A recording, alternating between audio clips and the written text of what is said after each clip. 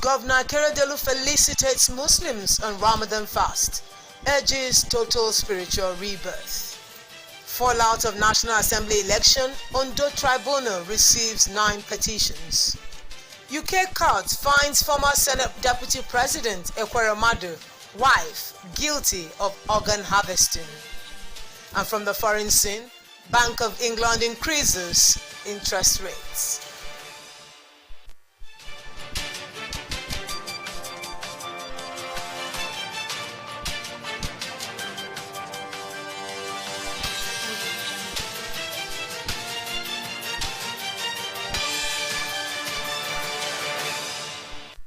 A very warm welcome to you. Thank you for joining us on the news at 7, coming to you live from Osrc TV.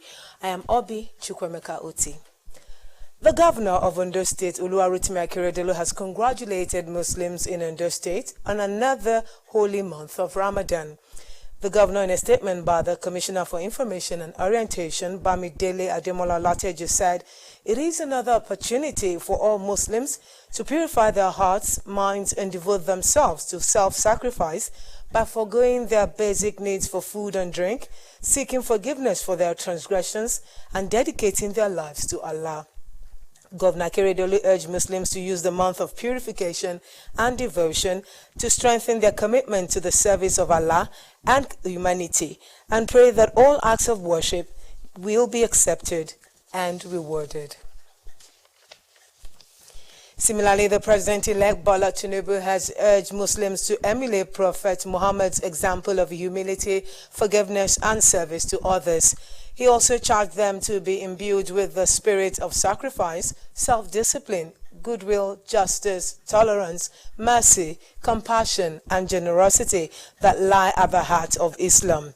In a Ramadan goodwill message to Muslim Umar, Tinubu admonished Muslims that while observing the holy month, they should imbibe the spirit and true meaning behind it. He urged Nigerian Muslims and non-Muslims to live in trust, peace, and justice. The President-elect also charged Umar to engage in supplications to Allah for the country and leaders, stressing the nation's diversity is for a purpose. In the same vein, the ruling All Progressives Congress APC has enjoined Muslims to use the Ramadan season for deep reflection and spiritual rejuvenation towards greater devotion to Allah and service to the nation. The party also urged Muslim Umar to pray for Nigeria's accelerated and shared prosperity, development, and security. The APC National Publicity Secretary, Felix Morka, also urged Muslims to remember and take care of the less privileged. The party charged Nigerians to remain peaceful, and as the country gears up for transition from the President Muhammadu Buhari's government to the incoming administration of the President-elect Bola Tinubu, it called on well-meaning Nigerians to remain peaceful and patriotic with renewed hope for a more just, secure, peaceful, equitable, and prosperous Nigeria. Now moving on to other stories, the Election Petition Tribunal sitting in Ondo says it has received 9 petitions following the February 25 National Assembly elections in the state. Secretary of the tribunal, Mr. Musa Adam, said 7 of the petitions were on the House of Representatives election and 2 on the Senate. Adam said that Olusegun Phillips Alonga, the candidate of New Nigeria People's Party in Ondo North Senatorial District, had filed a petition challenging the All Progressives Congress Olajide Ipinshagba election.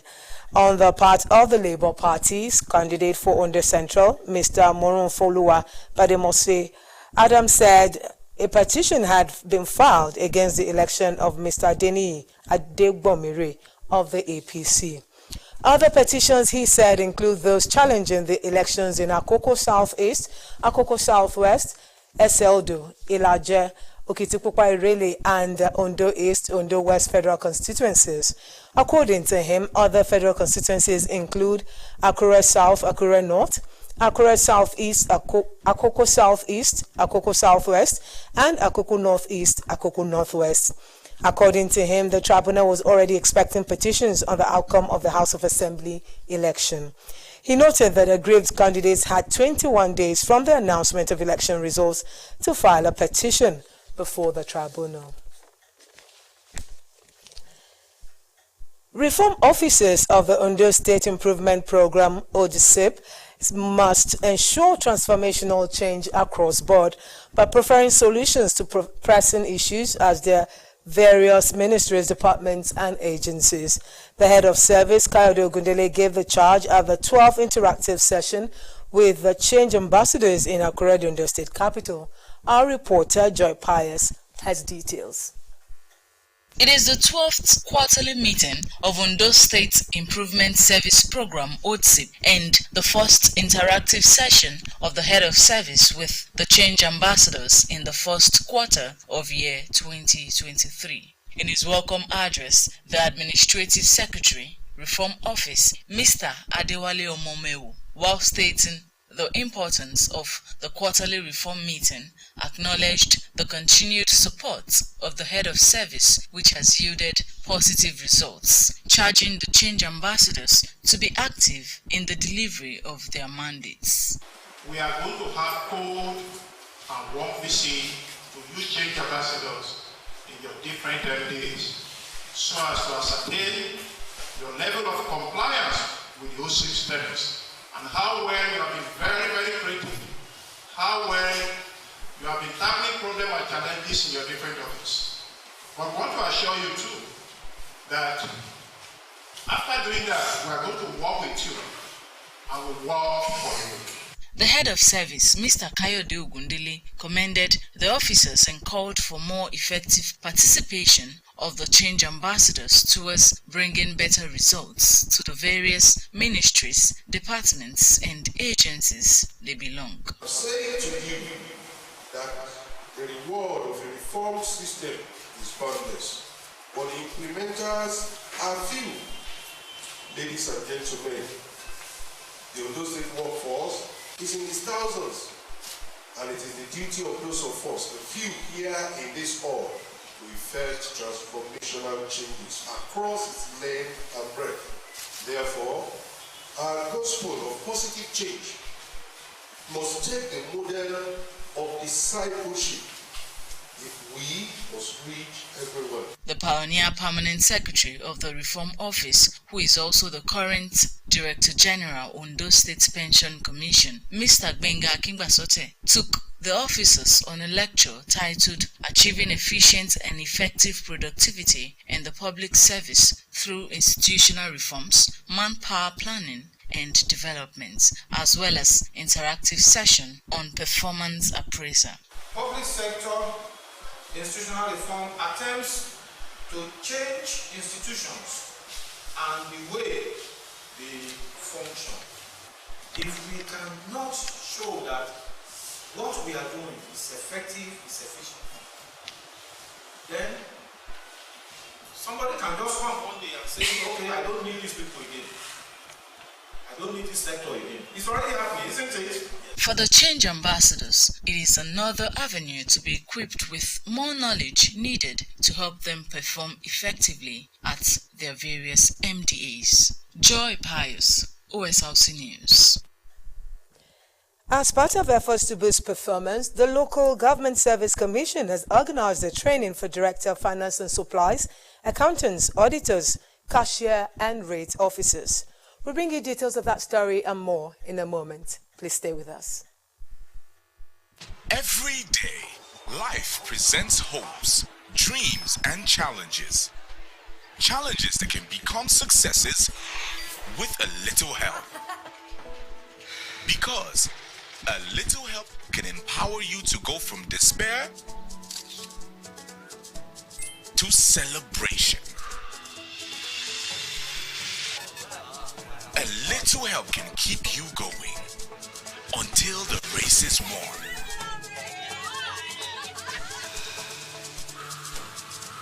A little help can turn bundles of anxiety into a bundle of joy. And with Glow Data, you get much more than just a little help. You get the biggest data deals in town to make every day glow with small wins and big wins. Dial *777# to select your Glow Data plan.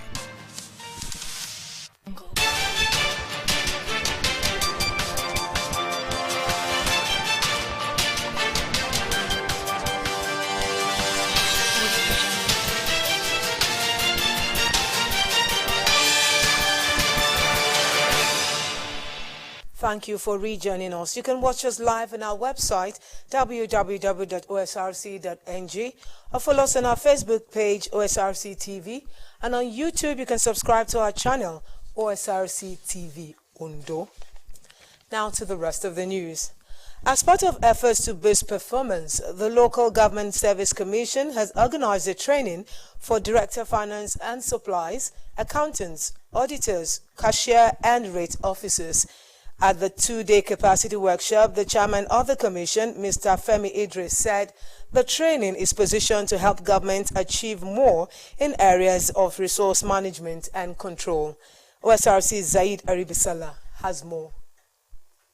Building the capacity of directors of finance and supplies, auditors, accountants, cashiers 1, store officers 1, and rate officers 1 in the local government workforce in Ondo State is the essence of this two-day workshop. The training for the officers in this category who were selected from different council areas of the state is themed Budgeting, Revenue Generation and Fiscal Management in the Local Government Service. Declaring the workshop open, the chairman of Local Government Service Commission, Mr. Femi Idris, who was represented by a commissioner in the commission, Mr. Ifeiji, said equipping the staff with requisite skills for optimal performance is in tandem with Governor Oluwarotimi Akeredolu's redeemed agenda. The chairman charged the custodians of the local government finances to avoid actions inimical to development at the grassroots.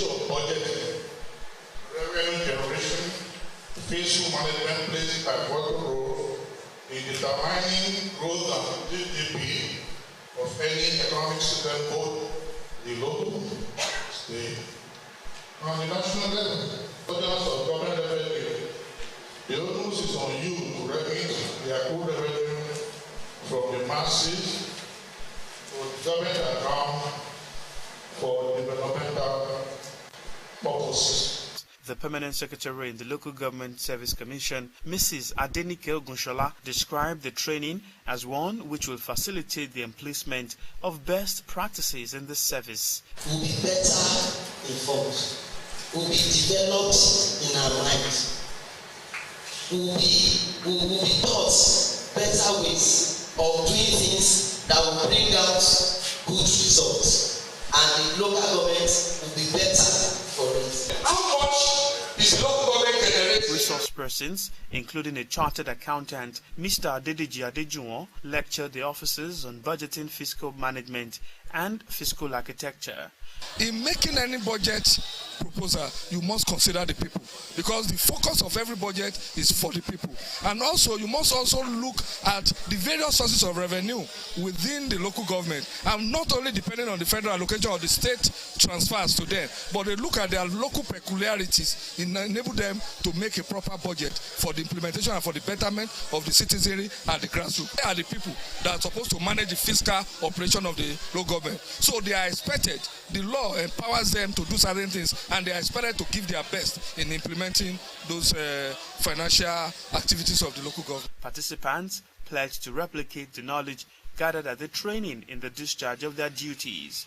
Everything about government is about budget, it's about financial planning, how to plan, how to execute your projection, how to actualize your projections, what you have planned towards. The way we need to plan for future.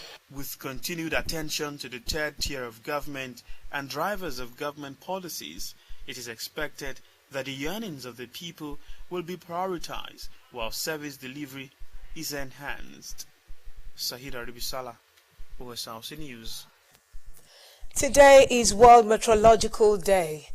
The commemoration is started in 1950 when the World Meteorological Organization, WMO, was created with the goal of dealing with all national and international problems related to climate and weather change.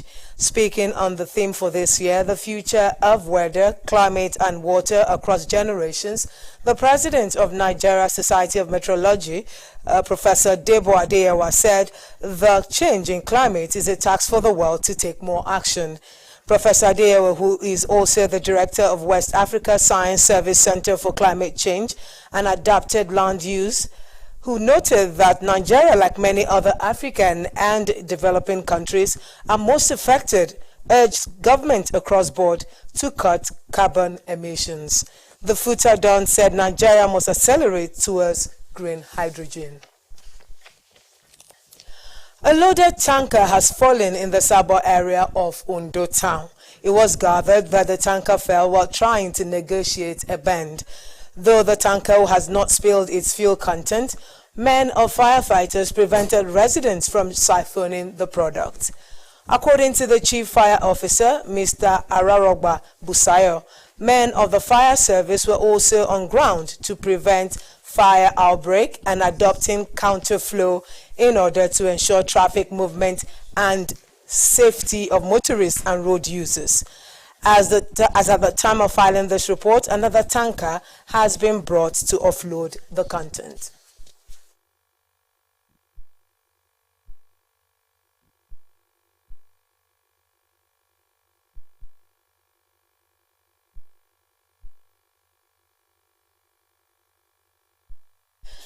Now to health-related matters, the March edition of the monthly environmental sanitation will hold across Ondo State on Saturday, March 25th, 2023.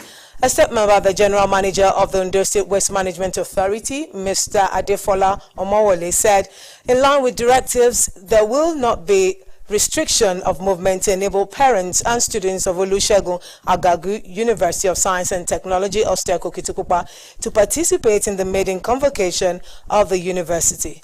The statement implores residents of the state to use the period to clean the environment. Mr. Omowole assured the people of better days ahead towards making the state cleaner, neater, and better.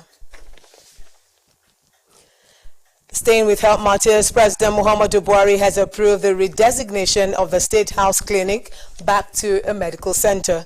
Permanent Secretary State House Tijani Umar disclosed this in Abuja after a pre-commissioning inspection of the new presidential wing of the State House Medical Center by Secretary to the Government of the Federation, Boss Mustafa, Minister of Finance, Budget and National Planning, Zainab Ahmed, and Minister of State Finance, Budget and National Planning, Clem Abba. In March 2019, the president had given approval that the State House Medical Center, Sokoro, which was facing challenges with funding, deterioration of infrastructure and equipment, be scaled down to a clinic until the challenges were addressed. Umar disclosed that all is set for the inauguration of the new world-class facility by the president to add to the growing number of completed and commissioned legacy projects of this administration. He added that the calibration, testing of equipment and training of medical personnel are ongoing, and the presidency is determined to ensure that the center remains fully operational and well maintained after inauguration.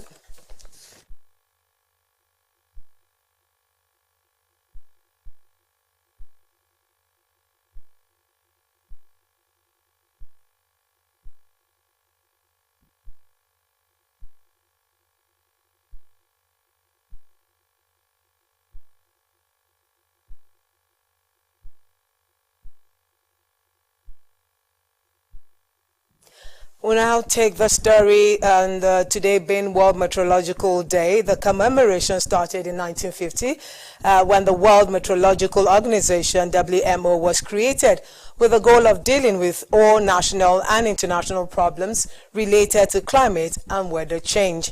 Speaking on the theme for this year, the future of weather, climate and water across generations, the president of Nigeria Society of Meteorology, Professor Debo Adeyawa, said the change in climate is a task for the world to take more action.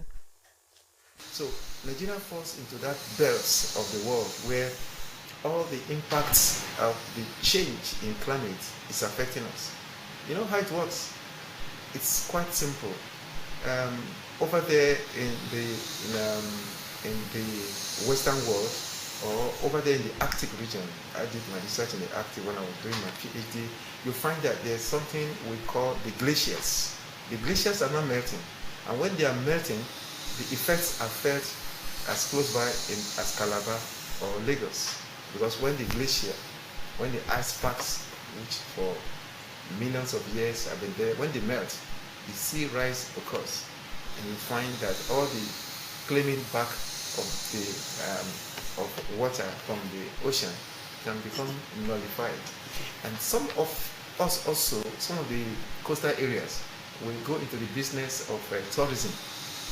We have seen cases where this adverse weather will destroy a lot of things and drive away the tourists from other countries. Professor Adeyawa, who is also the director of West Africa Science Service Center for Climate Change and Adaptive Land Use, also noted that Nigeria, like many other African and developing countries, are most affected, urged government across board to cut carbon emissions. The Future Don said Nigeria must accelerate quickly towards green hydrogen. Despite controversies surrounding the establishment of the national carrier Nigeria Air, the federal government has revealed that local and international flights will commence soon. The Minister of Aviation, Hadi Sirika, at the ongoing National Aviation Stakeholders Forum 2023 in Abuja, said negotiation meeting with Ethiopian Airlines Group Consortium and the federal government is ongoing. Speaking further, the minister said the benefits Nigeria stands to derive from the establishment of the national carrier are reduced capital flight from Nigeria, optimal benefits of Basa and Sotim, and develop an aviation hub. He added that the national carrier will contribute to the GDP, facilitate hospitality and tourism, facilitate growth and development of the Nigerian agricultural sector, and create jobs around the agro-cargo terminals. 9 members of Kogi State House of Assembly have been suspended based on alleged terrorism, while 8 council chairmen and 3 vice chairmen were suspended on account of anti-party activities. Also, the council chairman of Lokoja local government, Dansobe Mohammed, was also suspended on allegation of misappropriation of funds, which amounts to about 150 million naira. Reading both letters at plenary, the Speaker, Matthew Kolawole, said the correspondence from the governor alleged that the lawmakers were involved in terrorist activities based on security report, while the correspondence from the state APC chairman alleged that the chairman and some vice chairmen carried out anti-party activities in the just concluded elections. The House therefore placed the 9 lawmakers on suspension until investigation is concluded. A former Deputy Senate President Ike Ekweremadu, his wife Beatrice, have been found guilty of organ trafficking in the United Kingdom. The duo, alongside their daughter Sonia and a medical doctor, Dr. Obinna Obeta, were found guilty of facilitating the travel of a young man to Britain with a view to exploit him after a 6-week trial at the Old Bailey. The jury found they criminally conspired to bring the 21-year-old Lagos street trader to London to exploit him for his kidney. The judge, Justice Jeremy Johnson, will pass a sentence at a later date. In another development, the Defense Headquarters says no fewer than 201 kidnapped Nigerians have been rescued by troops during various operations in the last 2 weeks. The citizens were rescued during clearance operations conducted on terrorist hideouts in different locations in Borno and Kaduna states. The Director of Defense Media Operations, Major General Musa Dammadami, at a briefing on the activities of the military between March 09 to March 23, said troops rescued 49 kidnapped civilians comprising 26 adults and 23 children and neutralized 13 Boko Haram and Islamic State of West Africa province terrorists, arrested 6 logistics suppliers, and rescued 119 abducted civilians, amongst others. Moving on to the foreign scene, the Bank of England has increased interest rates by 0.25%. That has brought the rate to 4.25%, while the inflation target is 2%. This is the 11th consecutive rate rise just a day after the announcement by the U.S. Federal Reserve. Cost of living in the UK is still rising, with inflation coming in at 10.4% last month. The United States Federal Reserve has announced its latest interest rate hike, a move aimed at lowering inflation by making borrowing more expensive for consumers. The increase of 1/4 of a percentage point says the U.S. Central Bank's benchmark overnight interest rate in the 4.75 to 5% range, its highest level in 15 years. History has shown that isolated banking problems, if left unaddressed, can undermine confidence in healthy banks and threaten the ability of the banking system as a whole. At a basic level, Silicon Valley Bank management failed badly. They grew the bank very quickly. They exposed the bank to significant liquidity risk and interest rate risk. This was a very unusual set of circumstances that Silicon Valley Bank faced. It appears that they had significant interest rate risk that they were subject to, and an exceptionally high, over 90% of their deposits were uninsured. I think this is going to only add fuel to the fires. And French President Emmanuel Macron says the controversial changes to pension rules will be implemented by the end of the year. His government's plans to raise the retirement age from 62 to 64 has led to weeks of demonstrations across France. A 9th round of strikes and national protests will take place today. This reform is necessary. I say this to the French people. I don't enjoy doing this, but it is out of a sense of duty that I've committed to this.